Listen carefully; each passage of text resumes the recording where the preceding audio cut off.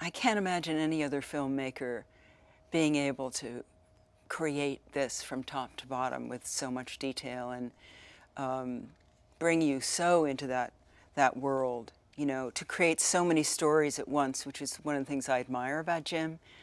Jim, the storyteller, doing this sort of, you know, coming-of-age movie that was also a great love story that was also, and perhaps most importantly, the story of these two worlds colliding.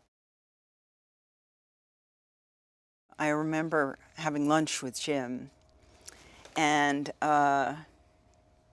he started to talk about this kind of forest girl who could communicate with the animals and with the plants, who had a special gift of connection with living things, and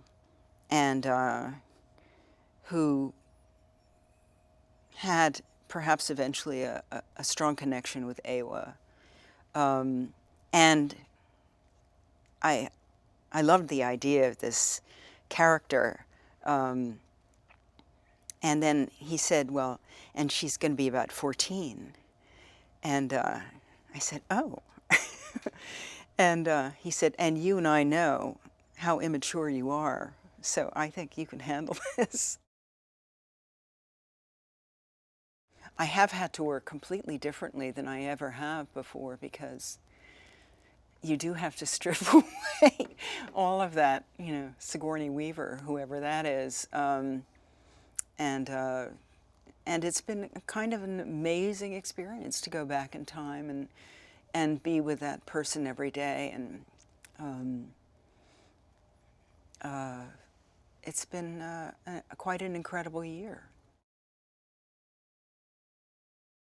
I remember when Jim said, he said, oh yeah, you're going to have to hold your breath for about 3 or 4 minutes. And I said, Jim, I can't hold my breath for 30 seconds. And he said, you'll be able to. And I thought, oh, this is just Jim. You know, and yet at the first lesson that Kirk gave us, I held my breath for 1.5 minutes. And I thought, wow, what is this? And it just shows you how little we know about our systems and what they can do.